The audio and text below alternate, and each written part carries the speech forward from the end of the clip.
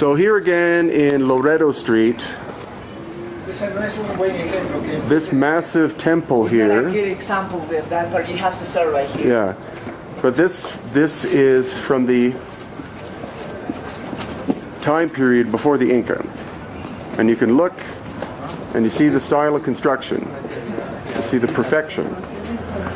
On the opposite wall, this is Inca.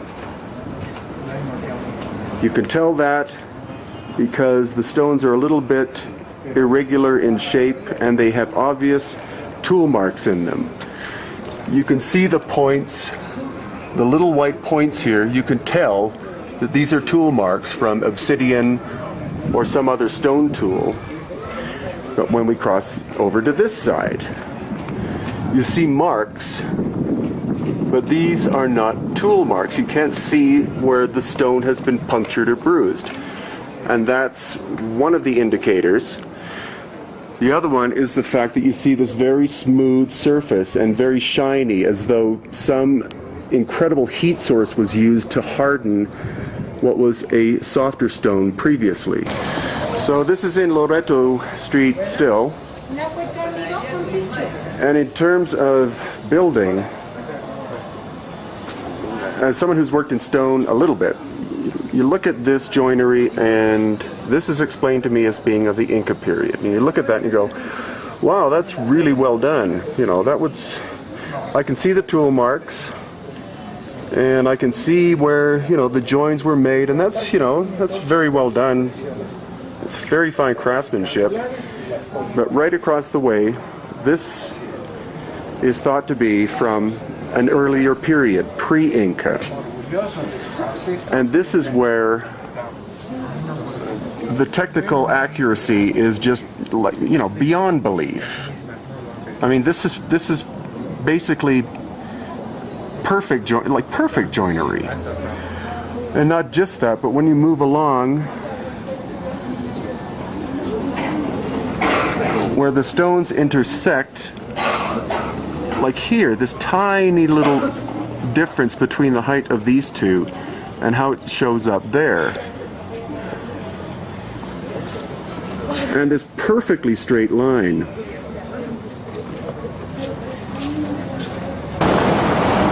So on this wall near the Coricancha, we have, this is classic Inca construction. But right next to it, we have the Urunpacha, the pre-Inca construction. Larger blocks, green andesite, very hard stone. And again, the way that they love to shape the corners like this, aesthetic, but also in terms of for strength. And then as we come down, then this is the later Inca way of building. So you have three kinds in one corner. Early Inca. Early Inca. So Jesus Camara calls this the most perfectly built wall in the world. This is one of the walls of the Coricancha, and it may be from the Hananpacha period, which is the eldest period.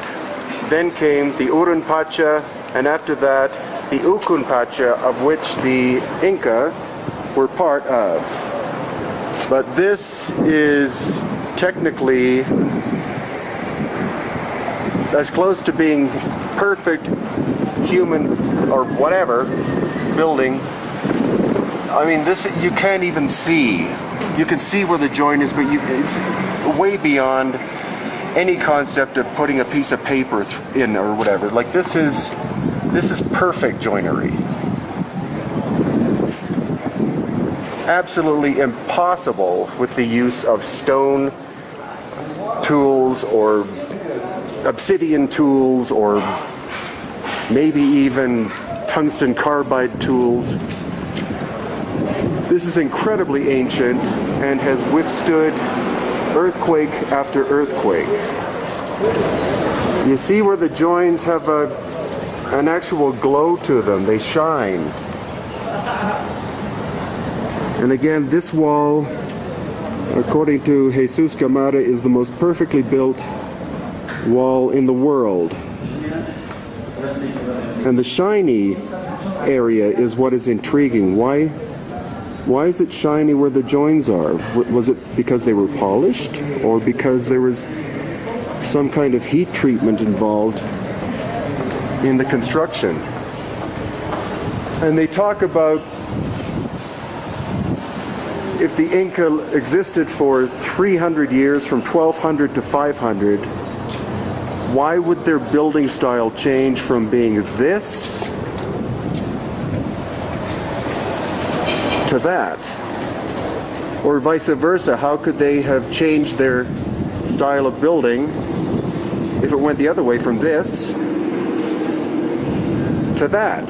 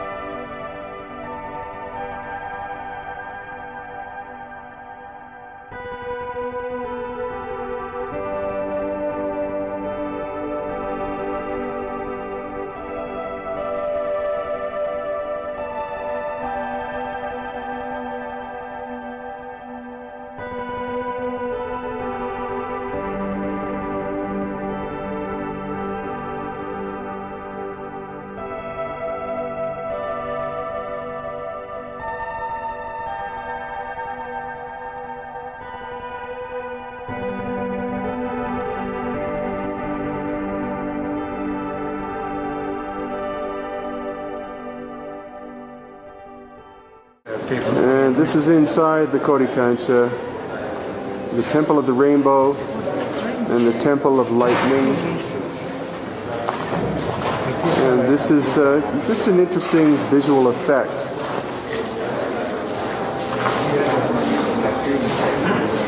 Compare, this is probably earthquake damage, but compare the way this building or construction method is as compared to the later Spanish. Pretty, but not technically that brilliant.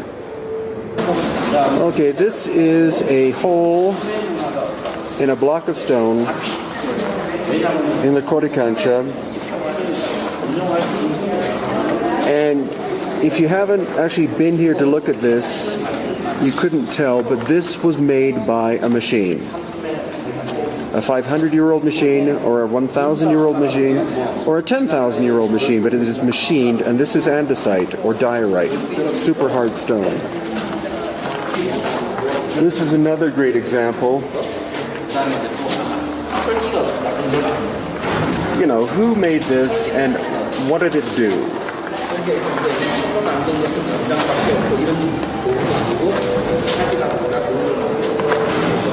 And some of these other ones, some look, you know, this could have been done by somebody, human being. But how about this?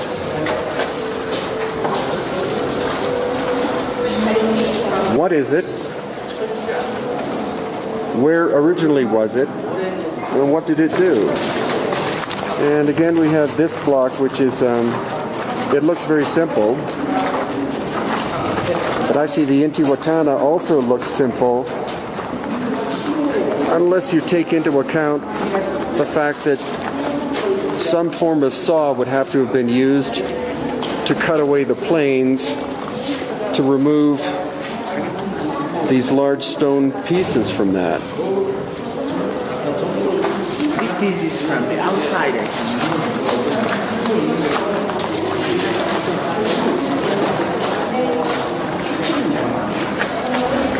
So this is the absolute center of the Coricancha, and the Coricancha was the center of the Inca world. And this single block of very hard stone, I don't know if the camera can pick it up, but you can see the glint of quartz coming off, so it's a very, very hard stone, possibly andesite, but it's one block, one piece.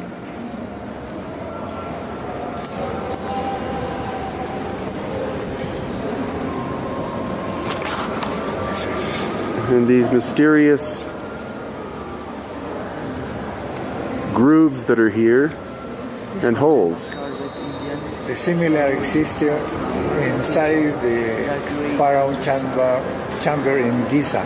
That's true. As Jesus has just said, something similar is inside the king's chamber at Giza, the so-called sarcophagus, which is granite. And it's not a sarcophagus, but it's one single piece of hewn out stone. So here's where this mysterious shrine is. It's a very obvious example of it. And again, Jesus believes that it's part of the heat treatment that was done to harden these stones, because you can also see it here, not only on the wall but in the joints. Oh yeah. And here again, this is the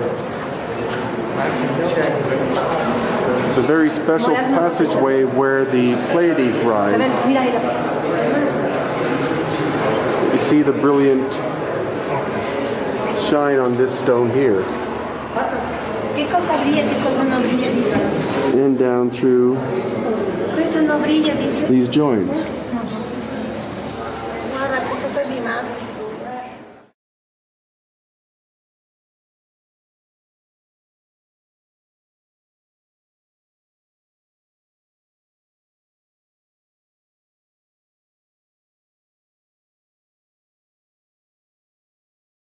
This is what is called a chulpa tower at Silustani near Lake Titicaca. It was built by the Wari culture prior to the arrival of the Inca, and this is where someone or several people were buried because we found bones inside. However, this above is another chulpa tower. Conventional archaeology says that this was built after by the Inca culture. However, we have evidence that this is actually much older than this one, and that this is an attempt to replicate the look of that. So what we're going to see is this is one of many places where conventional archaeology has got the entire story backwards and round, or wrong. Because what we are witnessing is the finest construction is the oldest, the more recent is the more primitive. Whereas conventional archaeology teaches us, and history, that we are a evolving being going solely from the primitive to the advanced. But the true fact is that societies rise, societies fall. Rise again and fall. Technology is learned, it is enhanced, then it collapses as the society collapses, the knowledge disappears, and is sometimes So Peter's going to show us what happens when you move a compass away from the building.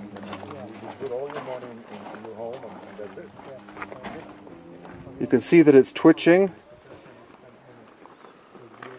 And then back in again, please.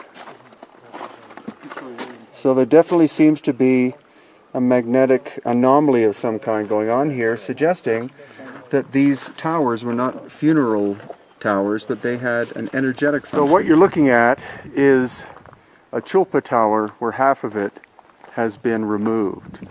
Now most people are going to say that it was the the Spanish who did that they were tearing it apart for construction, but it's more likely, having been here many times, that actually this is a sign of an ancient explosion, that these were sonic resonating towers, and that there was an action that happened thousands of years ago that caused it, at least the outer part, to explode and to throw the exterior off in this direction.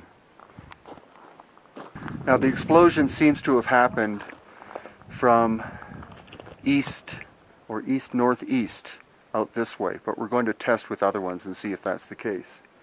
The outer area is made out of basalt, but the inner core is made out of a diorite or andesite material. The andesite is much denser than the exterior, and this clay possibly was some kind of insulating material. So rather than this being a funeral tower, this could have in fact been an ancient energy generator or storage device. So you see this one, it's been recreated. Maybe half of it was intact. And so foolishly they've added this clay to fill in. This was done 2 years ago. But the cracks are evidence of something more than simply weight on top of weight.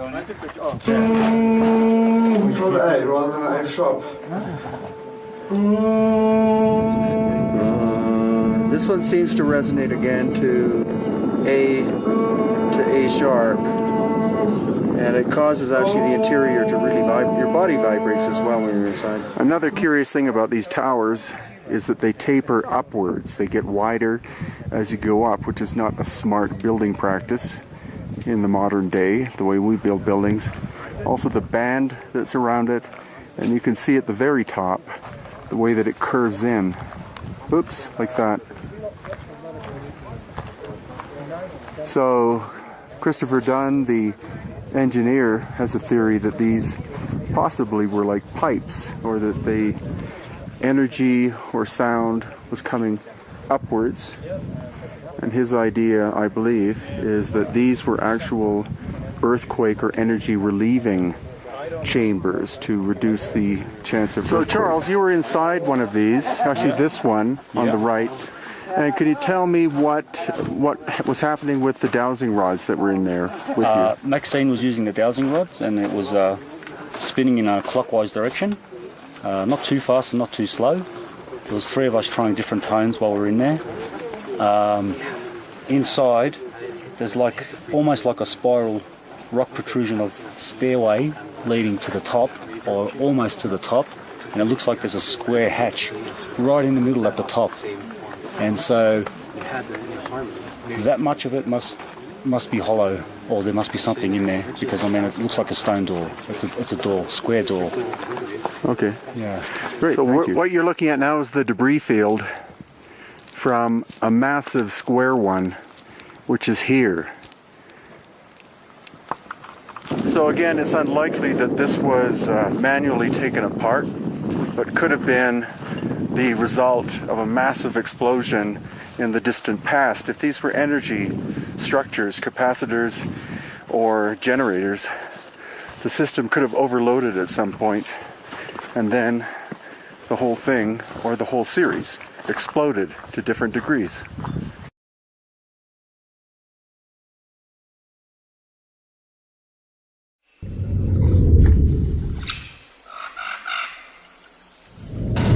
What you're looking at is a redhead, as you can see, but not just any redhead. This is an elongated skull in the Paracas History Museum in Peru. As you can see, the hair color is not Indian. Indian hair is black. Native American people have black hair. This person doesn't.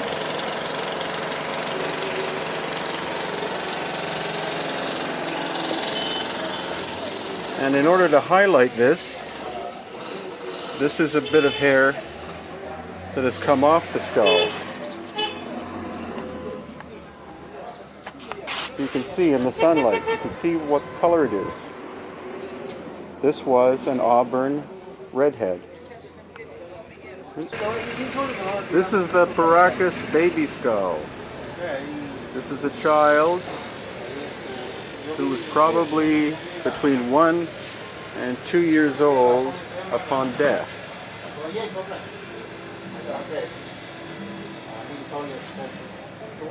And what you can see is this baby had an elongated skull.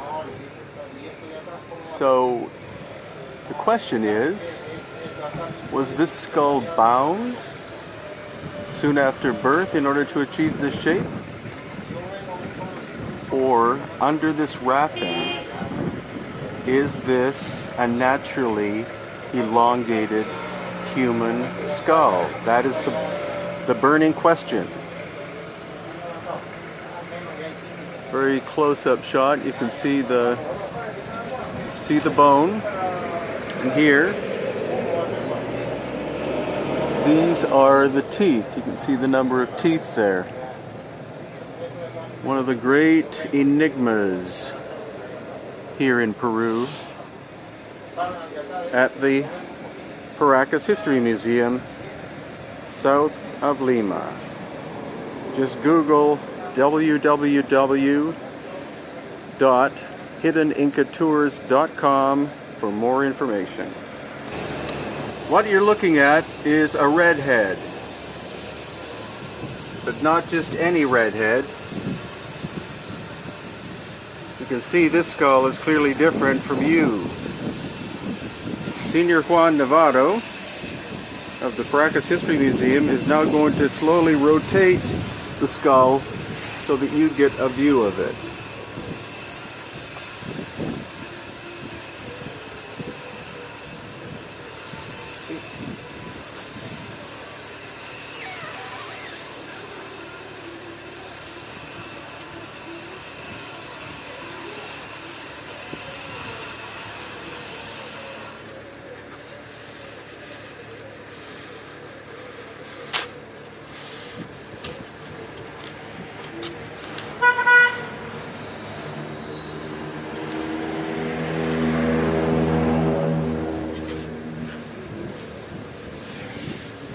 Okay, bueno, gracias. So what we're clearly looking at is not a normal resident of Peru, or at least not a normal Indian person. Clearly there is something very different about this person. Not only the shape of the skull, but also the fact that it has this short red hair.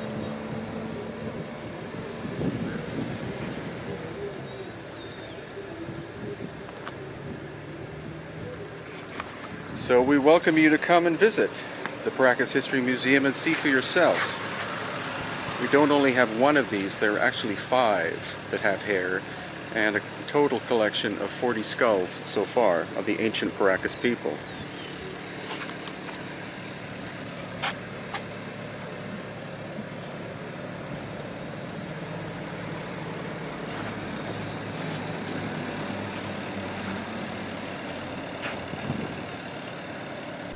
Most tourists never see this site, which is called Chinchero, about 40 minutes drive outside of Cusco, the capital of the Inca.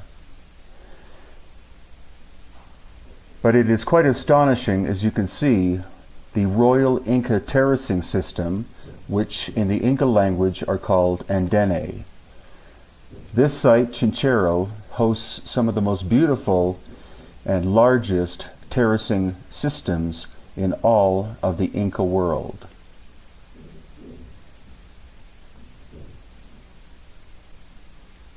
As seen, thanks to my quadcopter called Pachacutec. But what's even more curious is the stone you see at the bottom of the screen.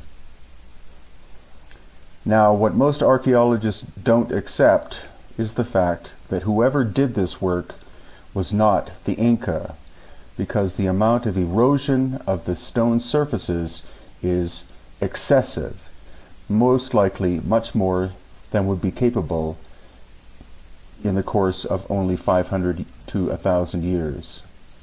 And here we go. Once again, we're flying over the terracing system, and now over this strange cutout stone. It's not one of a kind. There are in fact hundreds, if not thousands, of these strange cut and shaped surfaces in the bedrock at every major Inca site, including Machu Picchu, and even at some of the minor sites. And what we believe, or at least what I believe, is that this work was done with lost ancient high technology thousands of years prior to the existence of the Inca in and around Cusco. The question, of course, is who were these people? The Inca were a very advanced civilization, especially as regards agriculture. You can see these beautiful terraces, again called andene, which they produced in profusion. They had so much agricultural capacity that they could easily feed all of their 15 million subjects and had enough stored to last for at least 4 years. That was part of the success of the great Inca culture, erroneously called an empire. But again, as the quadcopter approaches the large carved stone, you'll see how complex all of these strange features are. Some archaeologists believe that this and other sites like it were quarries. However, the Inca had bronze tools and did not therefore have the technological capability to be able to cut such fine surfaces. And the level of erosion through rain and sun and wind is in excess of the timeline of the Inca civilization. Some of the oral traditions refer to these very ancient technological people as the Purwas. And here we have a brief glimpse over an astonishing Inca work, and this work is called Morai.